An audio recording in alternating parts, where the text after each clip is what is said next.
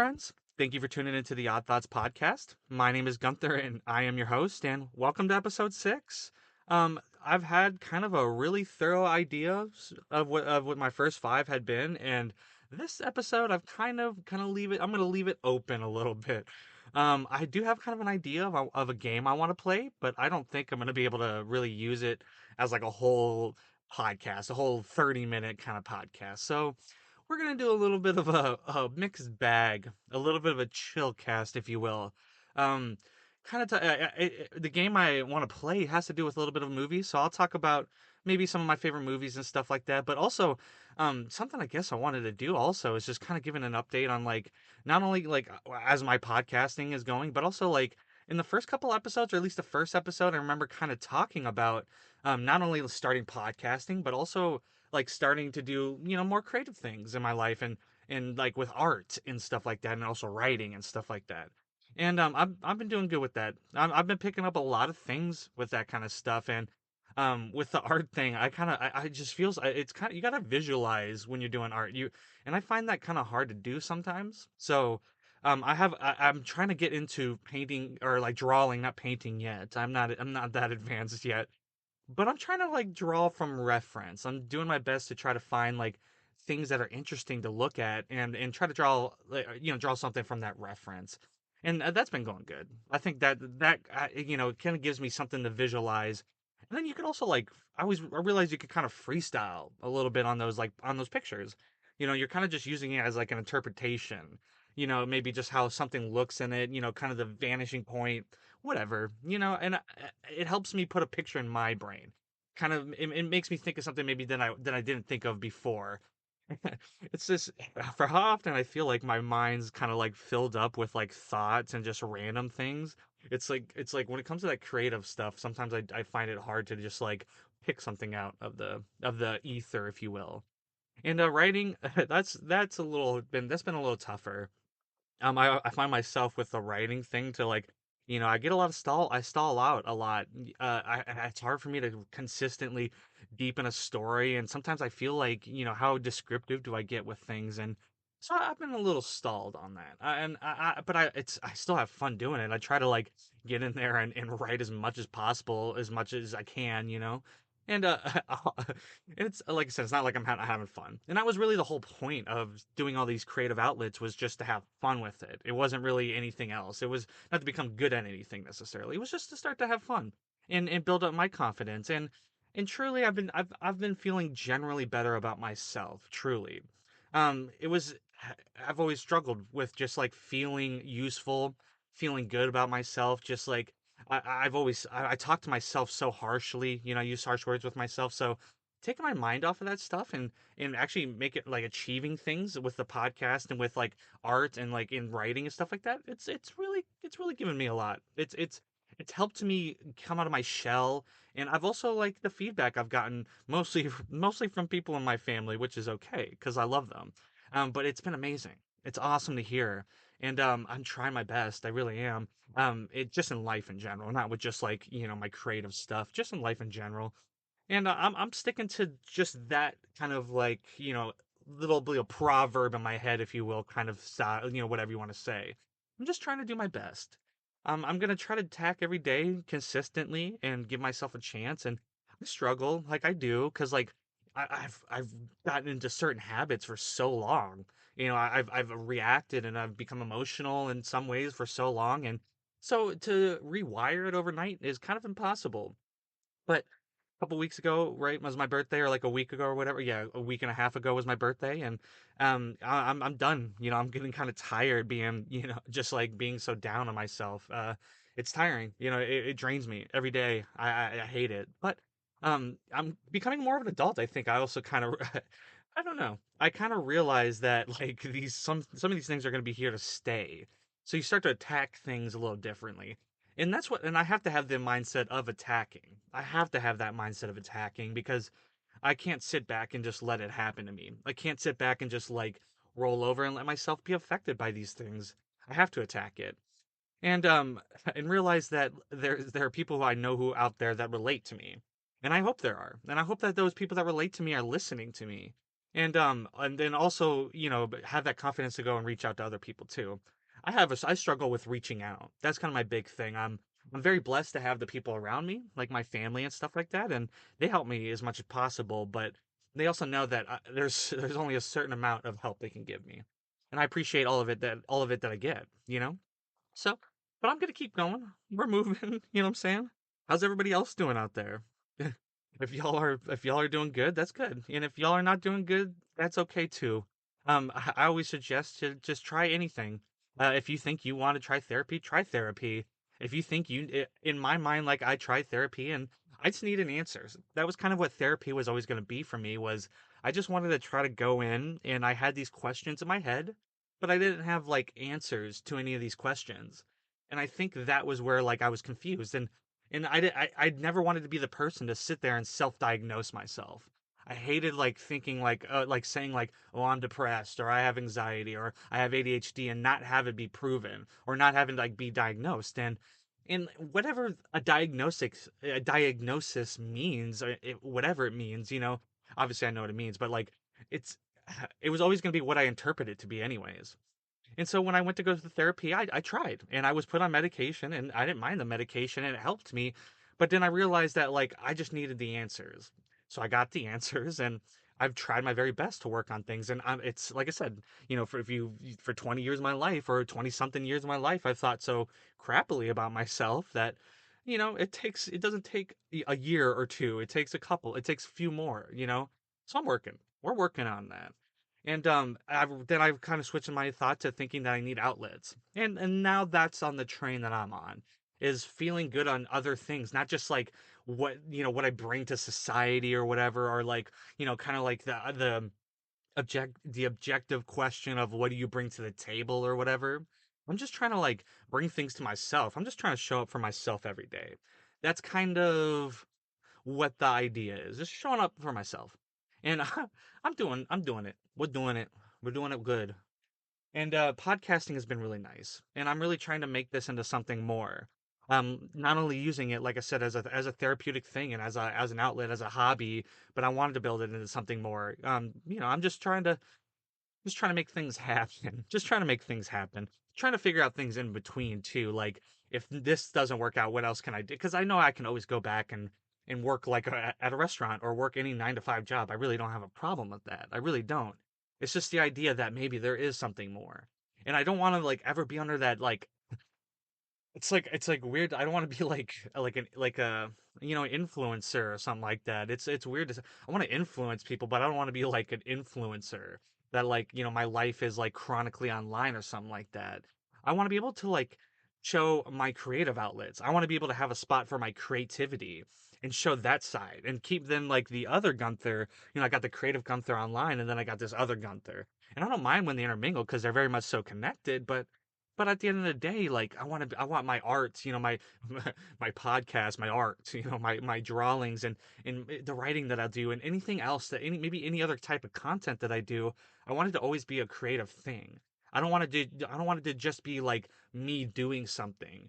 I struggle with some things I see on like YouTube, like a type of video that I sometimes enjoy, but that I think sometimes catches me a little ire or like that I kind of don't like is commentary YouTubers.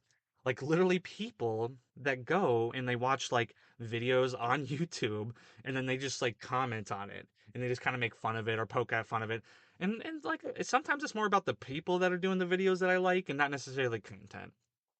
So I don't want to do that. I'm not trying to do that. Like even with the podcasting thing, it's very like everybody has a freaking podcast. Everybody has a podcast, and that's a beautiful thing, but also kind of a maybe not so beautiful thing. I don't, it's what is the idea behind a podcast and what makes a podcast a podcast? Is it just people talking in a mic, or do you have to have ideas? Do you have to be you have to have a do you have to have a certain eloquence when talking? I don't know if that's necessarily true. I don't know how eloquent I am. I don't know how smart I am, but what I'm trying to do is I'm trying to have something specific behind it. And like I said, I want the podcast to be something more. I want this to be like a launching point. If this gets me my foot in the door and other things, and just generally like I said, builds my confidence and like generally makes me feel just as a better person for myself because I'm trying to show up for myself, then that's a key. That's kind of working on a little success. That's successful. That feels successful to me. Showing up for myself. Sorry. So yeah, you know, maybe not such a chill start to the podcast, but we're still chill. Everybody, we're still chill. You know, well, I'm feeling it's a little warm and honestly inside this luxurious studio that I have here inside my closet. But I'm chill. I'm chill. What else? Yeah, just trying to show up for myself. And that's I think something that I think everybody should kind of take home and take to thought is just try to show up for yourself and unfortunately people got people that rely on them, and that's not unfortunate. I don't want to say like unfortunate, but like you can't always show up for yourself every day. Yourself doesn't necessarily always matter. That's a tough question, putting your problems aside for the greater good. Also, don't put your problems aside if it's unnecessary. If your problems are significant, take care of them. That's the whole thing, is like don't dwell on it, don't dwell on it. Yeah. Okay, so moving on, I guess I will kind of try to transition a little bit. Like I said, I wanted to play a game a little bit. It has to do with movies, but before that, I just know it's not going to be like a full thing, so I kind of want to play it towards the end and see how that goes. But it has to do with movies. And I guess, good little a little good transition into it, but um I did an episode of my favorite horror movies literally like a couple episodes ago, and that's just like a little peek into like what I like. And I love horror movies, but it's not just the only genre I like. And then my last episode was I did like a little flashback to 1998 or whatever. And a lot of those movies are literally movies that like are my favorites. Like a few of those are. And so I thought, if this it just got me thinking about like some of my favorite movies. And I won't spend a whole episode, not yet at least. Maybe I'll feature a future episode for it. But some of my favorite movies, it's hard to it's kind of funny to think about the lanes you kind of go down when you think of like what's your favorite movies?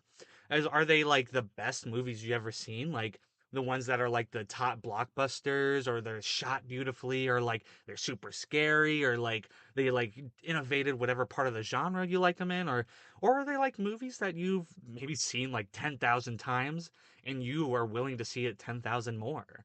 And I find a lot of times, like, whenever people talk about their favorite movies, you'll always have like a blend of like things from your childhood and then things from like modern times, which that's fair enough, especially if you're a movie fan. I feel like your movie list is always going to be kind of updated because if you're watching movies, you're going to find new movies to love. And just like with anything, I guess, really, like if you're listening to music, if you're really into music, then you're going to listen to like different things, and you're going to constantly listen to new things and hopefully find new things that you love that become your favorites. But in my mind, when it comes to movies, like my favorites are the ones that I've seen like 10,000 times, and I'm probably going to see another 10,000 times. Like there's no doubt in my mind. You know what I'm saying? Like, and I think and it's just also try to have like a good variety. I could sit there and kind of think like, because like horror is my favorite genre probably, and I would say that I really do love like dramatic movies. Like I always tend to like lean towards movies that are like that have like kind of depressing stories, or like that maybe have maybe a little hope in it, but like usually try to like kind of feed into like that downward spiral throughout the whole movies. I don't know why. That's kind of the art that I enjoy, is like that darker side of art. So it's funny to think that, but it's not like I don't like comedies and action movies, and honestly, truly, I guess like I say like horror and drama, but like I really do enjoy like adventure movies. Like I have a very big affinity for adventure movies, like Back to the Future, Indiana Jones, and stuff like that. And Back to the Future is one of my favorite movies, 100%. But it's not my favorite. It's not my favorite, but my favorite movie probably is an adventure movie, I would say. But a lot of the movies that I find as like my favorites were also like introduced to me. I can't really think of like too many movies that like I kind of maybe like a couple movies like more like in the modern day, modern years, like or like present time. Yeah, I feel like I can think of movies that I like kind of built up and I saw like a trailer for or heard about, and I wanted to see. But a lot of the movies throughout my life have been like, my dad's a really big movie buff. My dad's a huge movie buff. And then having an older sister who was like a teenager while I was growing up, like that's when you start getting into things, like when you started getting into different music and movies and video games and yada yada this, yada yada that. So I had these influences, and my mom's not a. I don't think she's ever watched a movie. Anytime we ever gone to a movie, like in a movie theater, she usually just falls asleep. She'll down a whole bucket of popcorn and fall asleep, which is funny.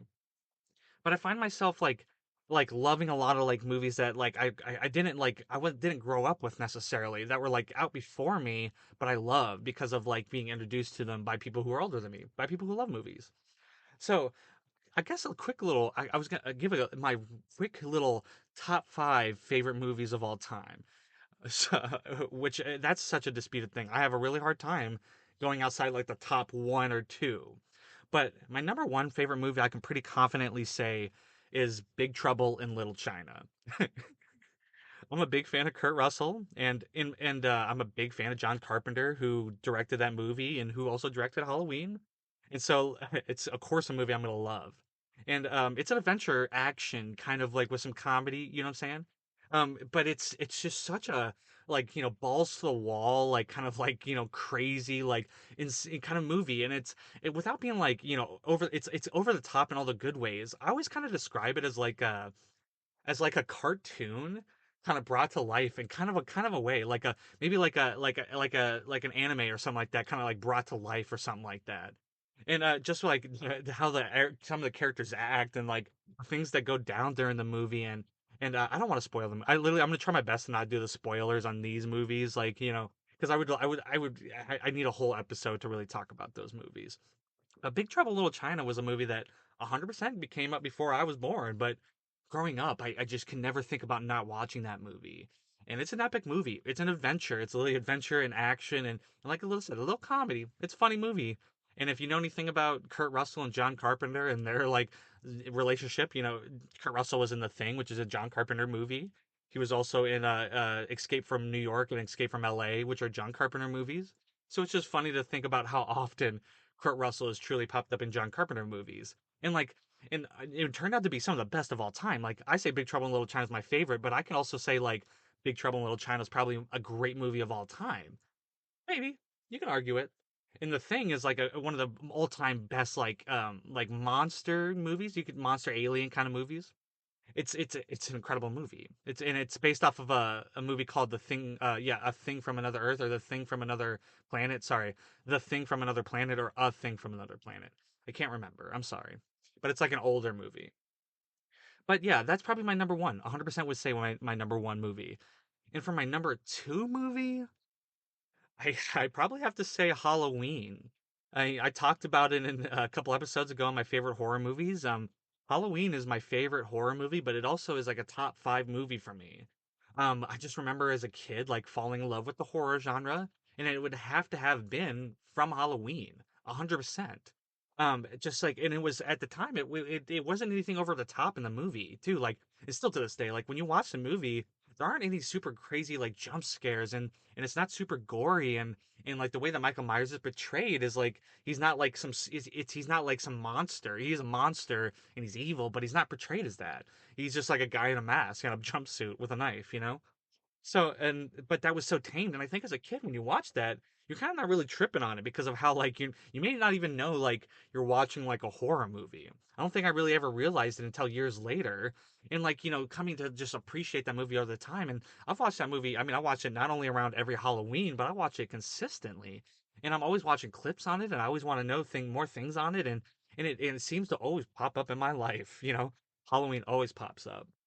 So, and I want like I've talked about it a lot in a couple episodes ago, so I won't go too much deeper. But 100%, and it led to the whole slasher genre and like a lot of the tropes. It wasn't the first slasher movie, but it really popularized the slasher genre.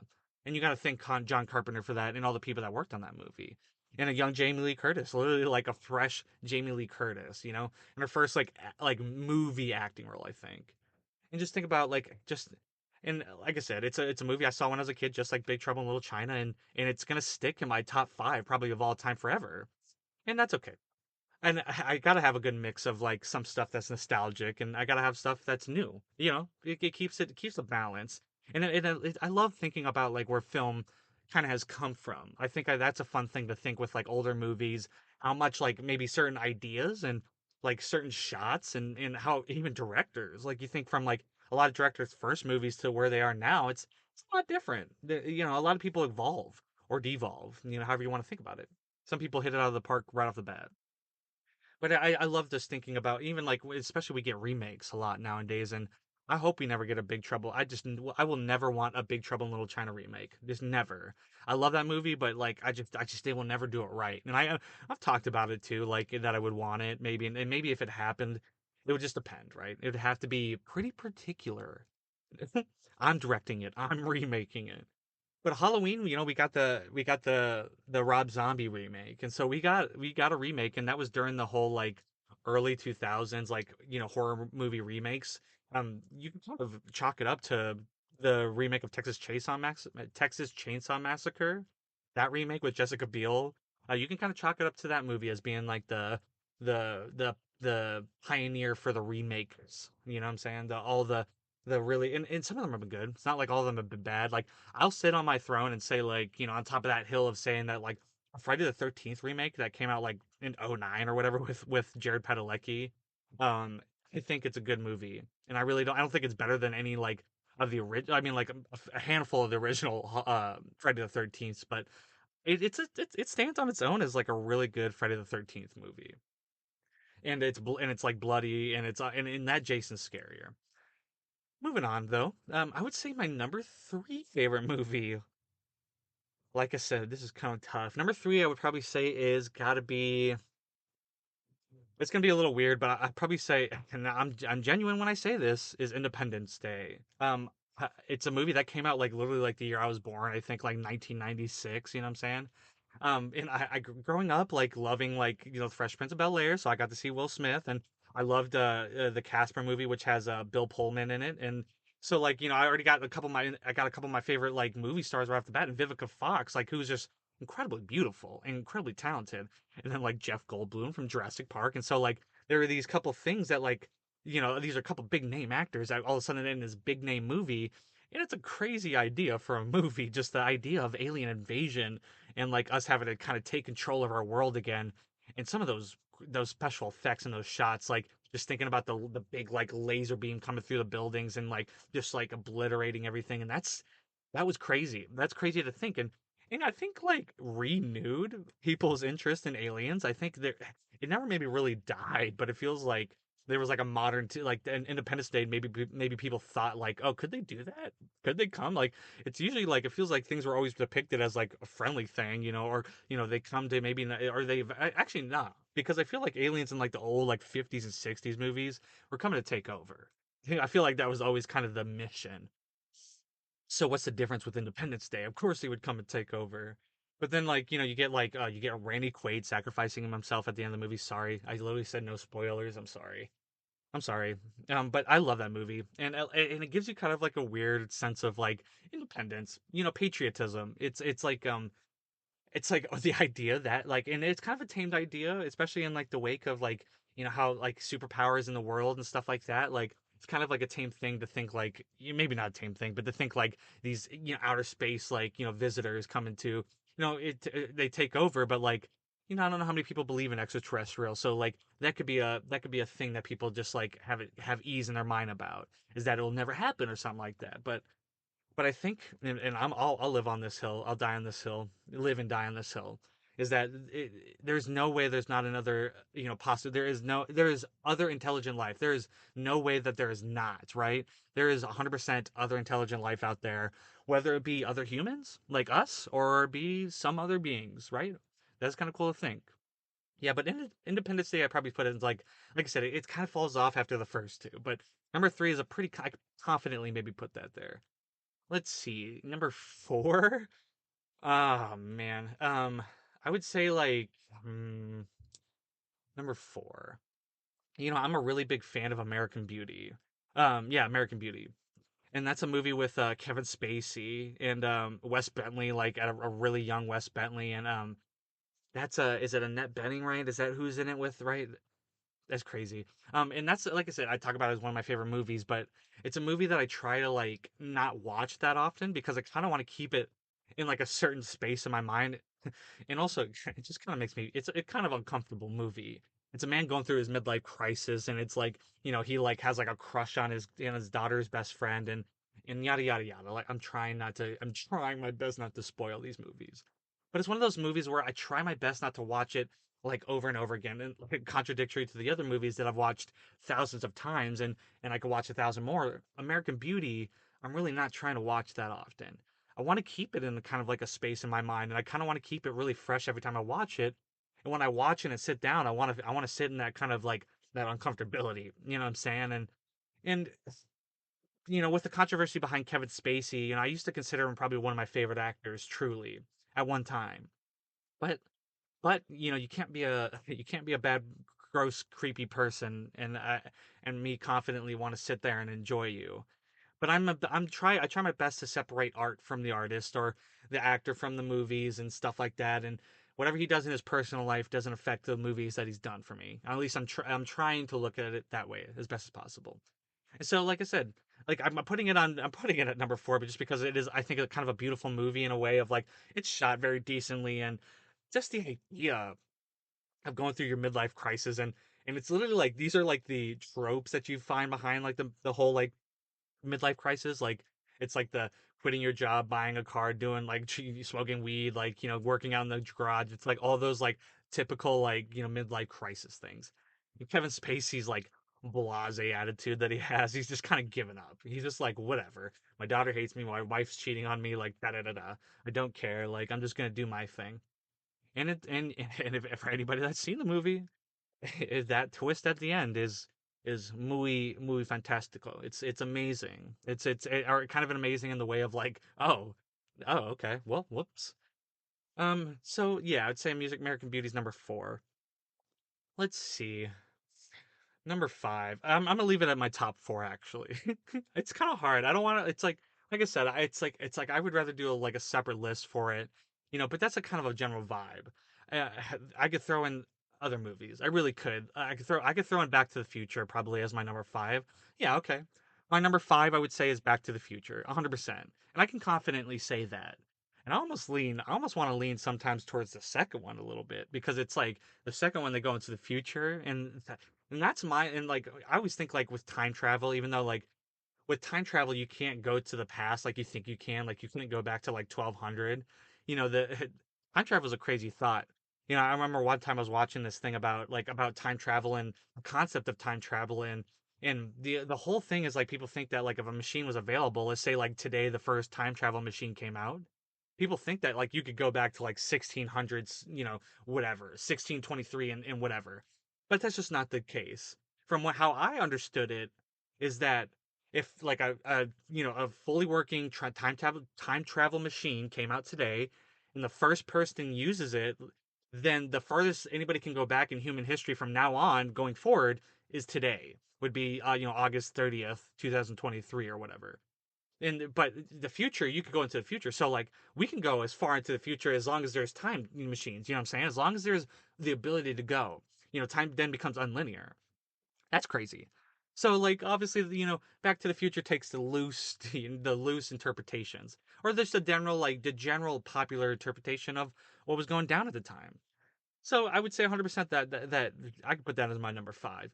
It's a great story, and one and two, I flip up between the two. I like to go. I always think about going to the future, like is more cool than going to like is way cooler than going to the past in my mind. I want to see what the world's gonna be like.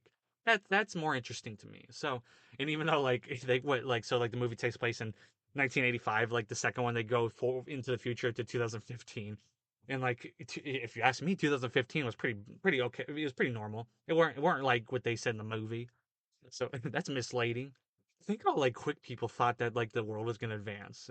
It's funny, but also Michael J. Fox's classic and Christopher Lloyd's classic, and I think that and they just I think they make a perfect combo. This like teenager who's just like trying to make it, a little awkward, doesn't have a lot of friends, has a girlfriend, but his best friend happens to be this crazy mad scientist, and this mad scientist who's like so smart that he can figure these things out to a point to where he can figure out time travel.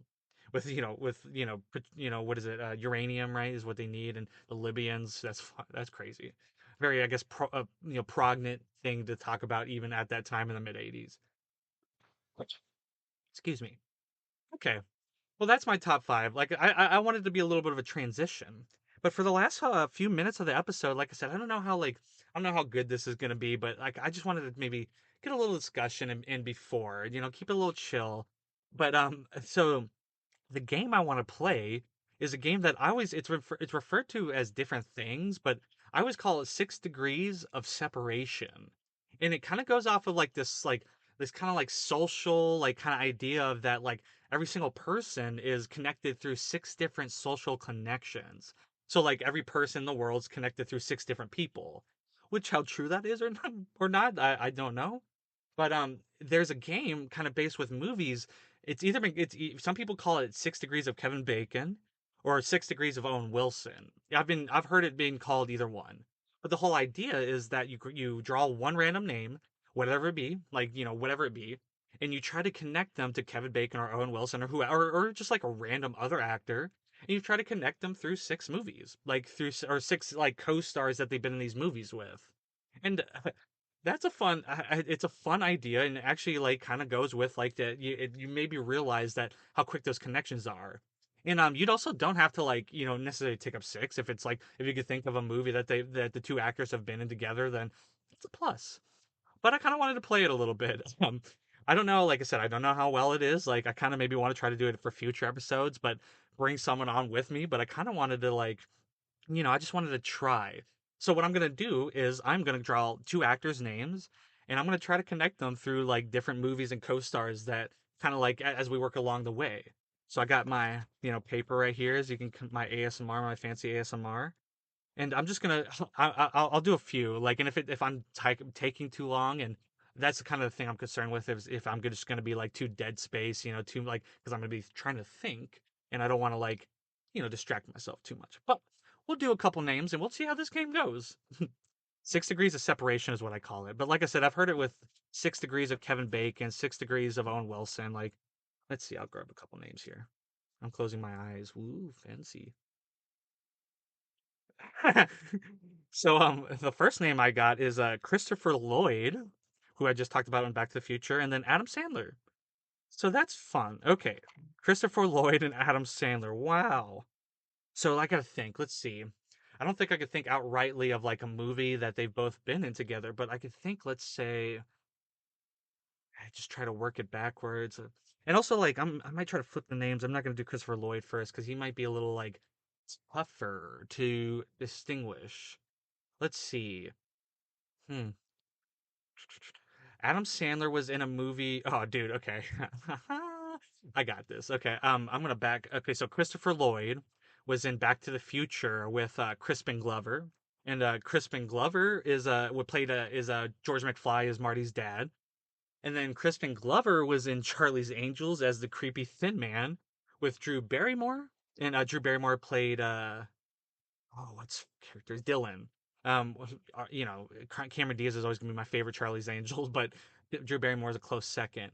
And then Drew Barrymore was in what's that movie? What's the movie called? Or I was gonna say something other. 51st Dates with Adam Sandler. I was gonna say like whatever Blended or is like the movie or whatever where they like go on the trip to Africa. You know what I'm saying? Um, no, 51st Dates. Let's talk about the real one. So yeah, so Christopher Lloyd was in Back to the Future with Crispin Glover. Crispin Glover was in Charlie's Angels with Drew Barrymore, and Drew Barrymore was in 51st Dates with Adam Sandler. What? We got it done, dude. Ooh. That was kind of fun. That's fun. Okay, that one was kind of quick. It like I said, it takes a little thinking, but maybe thinking out loud helps me a little more. Oh, it's exciting. I mixed in some names of like people that I for sure was gonna know like a lot of movies of, like Adam Sandler. Like I'm gonna know like a lot of his movies, but like then like things like I know Christopher Lloyd movies. I do, but I don't know like all Christopher Lloyd movies. And so I try to throw in a couple names that are going to be like I know like maybe like one or two movies, and I'm just going to try to like hone in on that. You know what I'm saying? Let's see. Pick two other names. What's next? Ooh, exciting. Um, I got Bill Murray. So I know quite a bit of Bill Murray movies, and then Val Kilmer. Val Kilmer was is my favorite Batman. No questions asked, hands down. Let's see. So Dang, Bill Murray to Val Kilmer. Let's see. So Bill Murray was in, let's say, Bill Murray did, I mean, Ghostbusters. He did that. He did it with Dan Aykroyd, Sigourney Weaver. Sigourney Weaver was in. Dang. See, this one's gonna be a little tougher. Ooh. Okay, so see, this is what I was talking about with like the. It's kind of hard to think about like. Then I'm trying to think about like every single movie I've ever seen these people in, and it's hard. Like and like maybe maybe what not starting with Bill Murray. Like I said, so maybe if I flip the names, Val Kilmer is a little easier to start with. Val Kilmer, I know less of his movies. I know less of his movies, but I think I probably can make the connection a little closer. So let's say like so Val Kilmer was in Batman Forever with Batman Forever. He was in Forever with Jim Carrey. That's a good transition because Jim Carrey is like, he's in a lot of movies and he's in movies with everybody, kind of theoretically.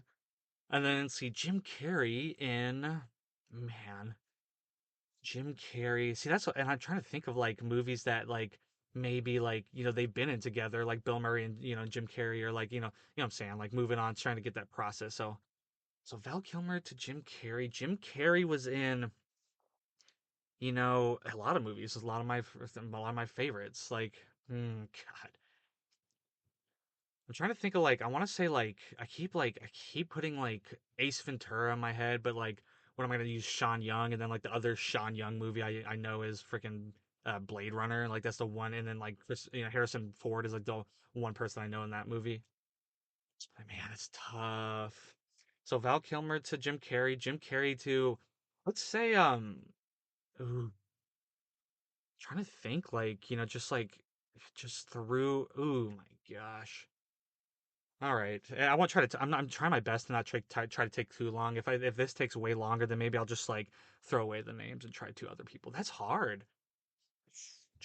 So Val Kilmer to Jim Carrey. Jim Carrey was in, let's say Yes Man. Let's think of like that. That's got some hitters in it. That's got some people like big name people in it.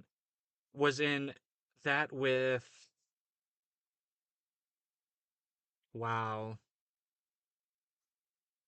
They issue. Yeah, so yeah. Oh man. Yeah. Let's say yeah, so Yes Man, and then let's do Bradley Cooper. So that's number 2. So Val Kilmer to Jim Carrey to Bradley Cooper. Then Bradley Cooper has done, let's see. I'm just trying to like go through Bill Murray movies, like just anybody, like like, and that's the thing is I'm trying to think of like background characters and like trying my best to do that. Oh, dang it, dang it, dang it, dang it. I had it for a second. I had something in my head for a second. Ooh. Hold on. Let's back up for a second. Hold on. So, ooh. Hmm. So Chris Elliott so Bill Murray was in Groundhog Day with Chris Elliott. Chris Elliott did freaking, ooh, got it. Okay, so I'm gonna go backwards on this one. I'm gonna go backwards. So Bill Murray was in a movie with Chris Elliott in Groundhog Day. Chris Elliott was like the cameraman. Yeah, the cameraman. Yeah, I'm pretty sure. Yeah, I'm pretty sure I'm thinking it correctly.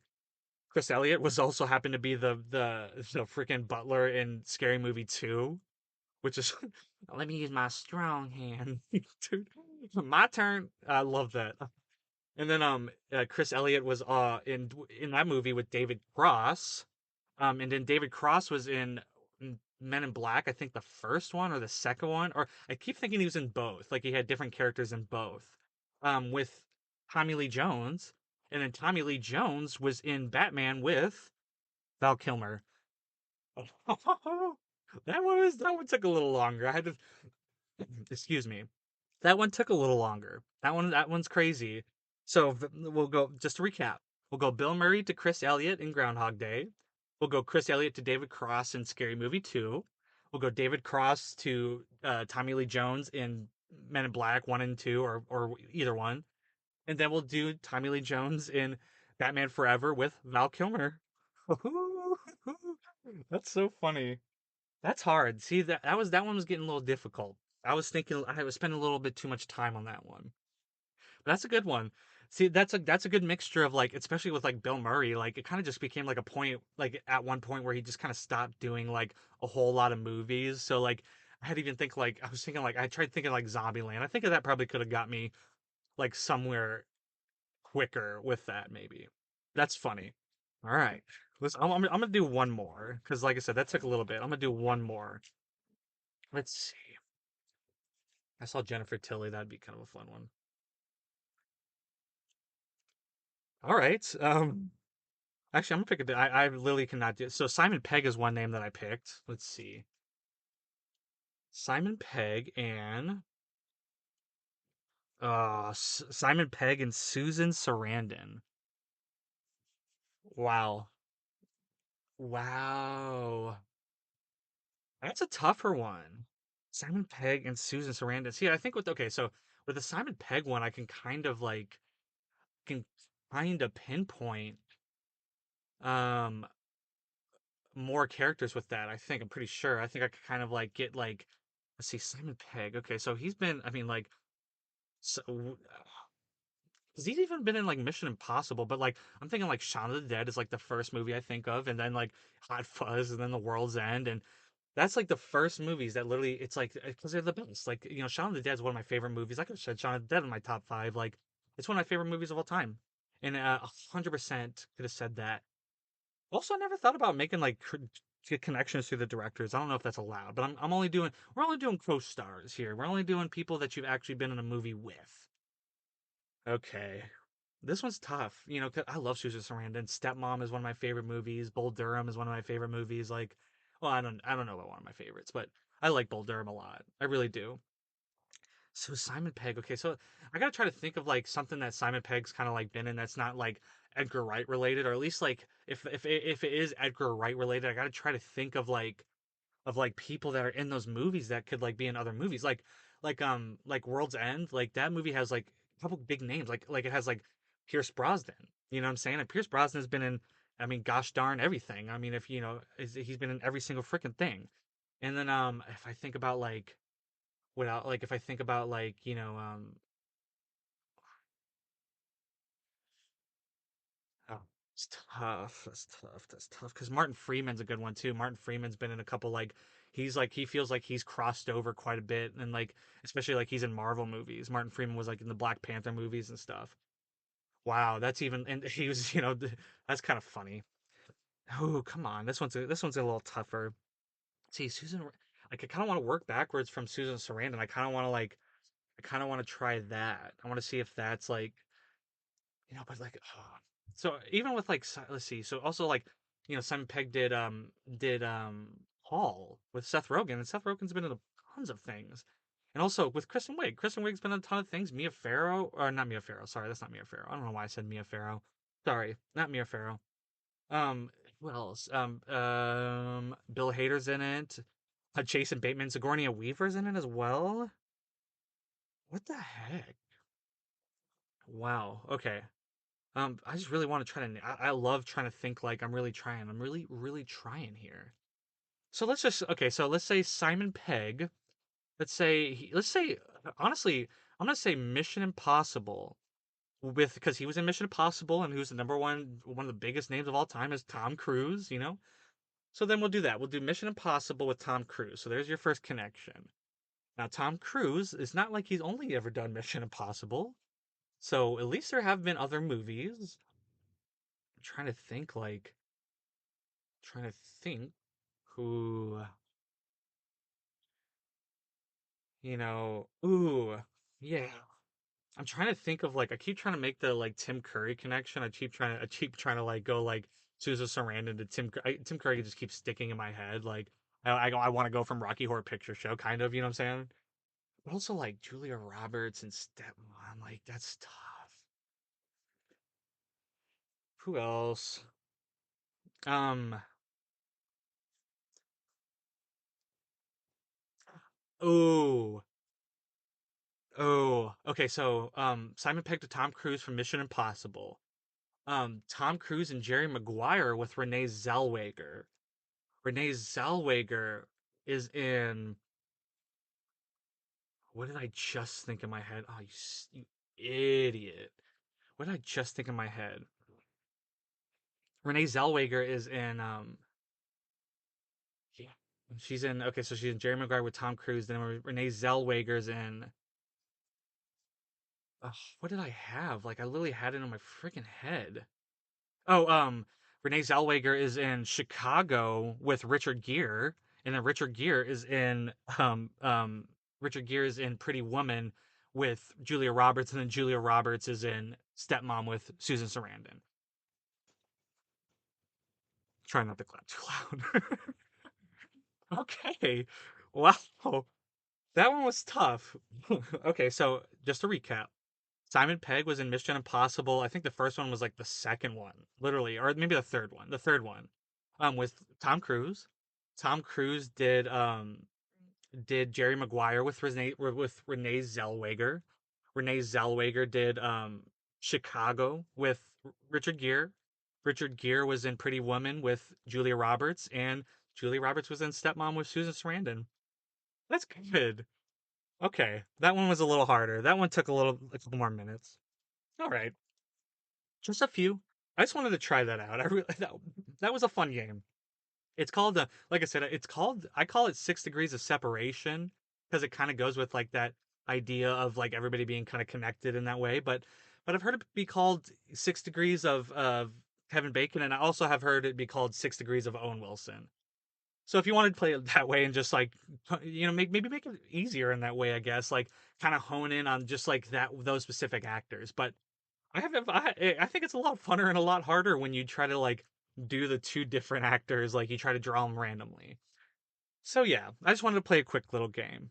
But this is the end of the episode, I think. I just wanted to keep it chill. Like I said, I wanted to keep it very laid back. I kind of wanted to just try to like talk a little bit.